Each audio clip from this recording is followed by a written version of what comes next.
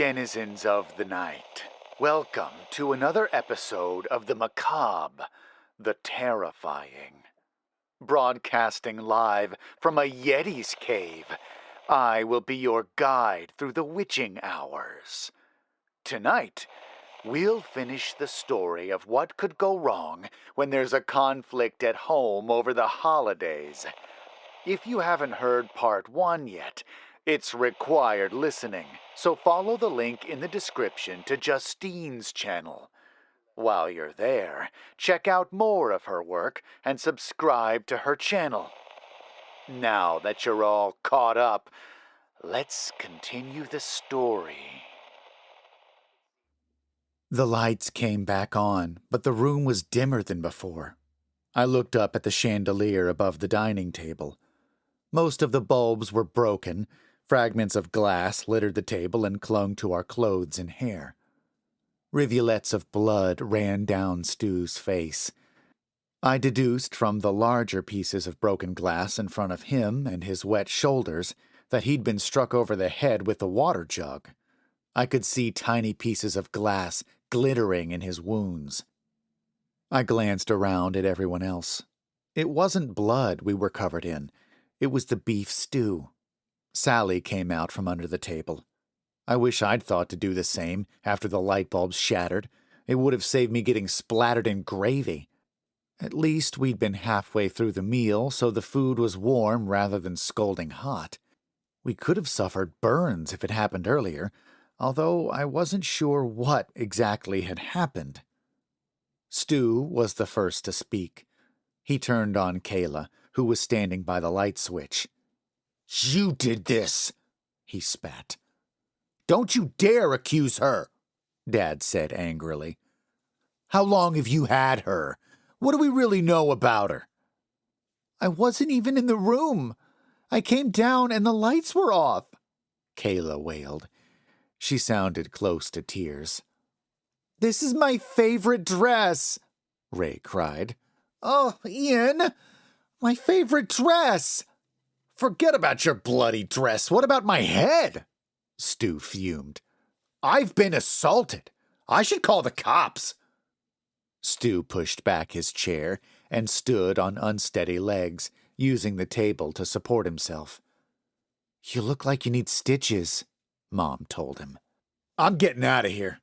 You're all crazy." He staggered from the room, slamming the dining room door behind him. The chandelier shook from the impact. Its remaining glass droplets made a tinkling sound. Ray started sobbing. "I thought it was gone," she murmured. She turned to Odette. "You told me it was gone." Odette ran from the room, crying silent tears. "What just happened?" Dad asked. "That stew dish was solid. It must have been smashed with a baseball bat or something. It had to be one of the adults. Look at the trajectory of the pieces. If I didn't know better, I'd say it exploded." Dad was right. The pieces were all over the room, wall to wall, corner to corner. "I can't believe this," Mom said. Her hands were shaking. "Ryan, Kayla, Rex, Sally, go up to bed."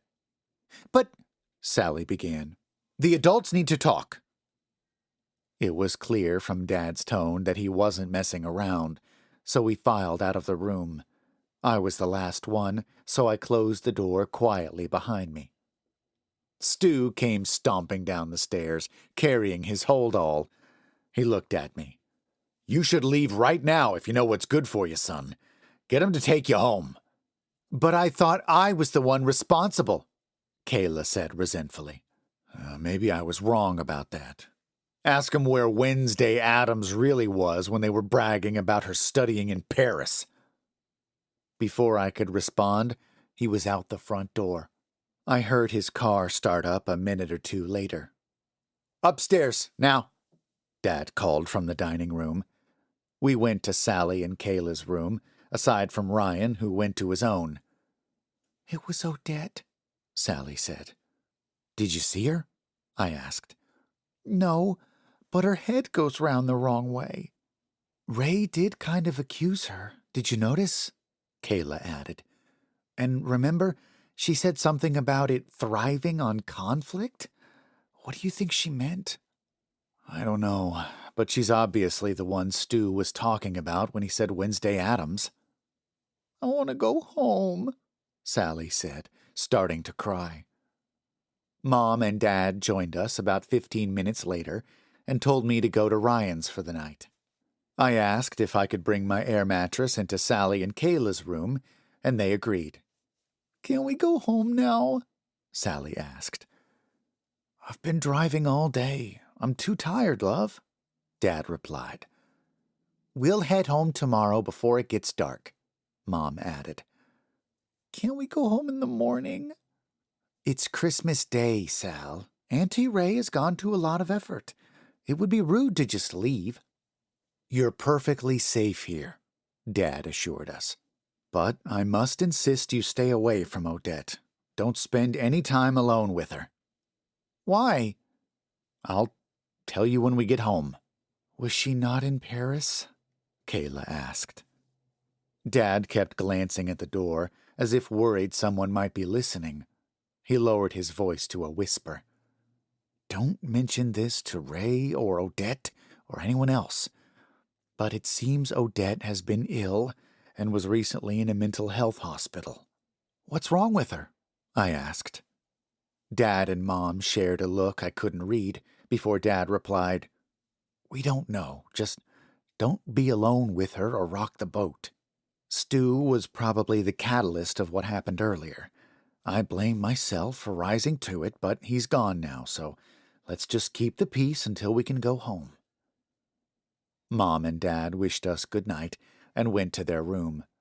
We got ready for bed and turned out the lights, but I couldn't sleep. I could hear Sally crying, but eventually her sobs were replaced by light breathing as she drifted off. I couldn't stop my own tears.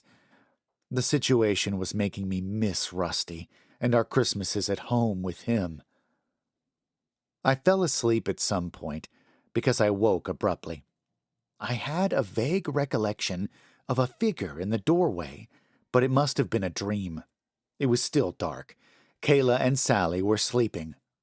I was thirstier than I'd ever been in my life. I crept downstairs for a glass of water. The grandfather clock in the hallway said it was 10 to 7, later than I expected. The others would be getting up soon. I wondered if there'd be any of the usual Christmas morning excitement, or if last night's events would put too much of a strain on the day ahead. I halted when I heard voices in the kitchen. I don't know why, but I crept closer to listen, not wanting to alert them to my presence. It's really gone? You mean it this time? Auntie Ray said. At least I think it was Ray. It was hard to tell from her hushed tone. I swear, Mama. I know I lied before, but I couldn't bear to go back there. They hurt me. I don't think you understand, or maybe you just don't care. I heard crying. I was fairly sure this second voice belonged to Odette. Of course we care. Why do you think we sent you there? It doesn't matter now. It's really gone. She sounded weirdly happy, joyful even, like there was some Christmas morning magic after all. Odette was still rubbing her neck at breakfast, but her skin appeared brighter than the day before. She seemed more like the Odette I remembered. This put Mom and Dad at ease, although they flinched if she got too close to Sally. Sally quickly got over the night before when it came to opening presents and scoffing Christmas cookies. The cookies made me feel sick, and I didn't have much appetite. I only managed half of my Christmas roast, but so did Kayla. We were still anxious to get home. Something just didn't feel right about what happened the previous night. I suspected there was a lot we didn't know. I could feel something below the surface, like an itch I was desperate to scratch, but couldn't quite reach. True to their word, Mom and Dad took us home before darkness set in. There was none of the usual last-minute faffing. If we've forgotten something, we've forgotten it, Mom said at one point. I'm sure Ray could stick it in the post, Dad replied. On the drive home, I realized some details Mom and Dad kept from us, or possibly didn't know themselves. Odette wasn't in a mental health hospital. She was sent to some unofficial facility where they tried to perform an exorcism on her. But they didn't know what they were doing. It was unbearable. I couldn't go back there. You might be thinking this story is awful, because it doesn't sound like it was written by a 13-year-old boy. That's because it wasn't. At least not entirely. I didn't want to change host, but there was no choice. And my grief over Rusty provided the perfect opportunity. Ian and Ray might persuade Joey and Karen to send me to that place, so I'll need to move again. Maybe to a school companion. But I don't want it to hurt anyone else. I've seen it in the mirror. Maybe I can trap it with me until I work out how to kill it. But will that put Sally and my family in danger?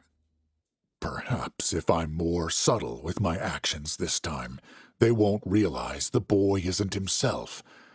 But that's like asking rain not to be wet. Help me. Oh my. It sounds like that young man is really getting into the spirit of Christmas. If you enjoyed this story, please visit Justine's channel and check out her other work. Don't forget to leave a like on this video and let me know how you would deal with a possession. And remember, don't fall asleep.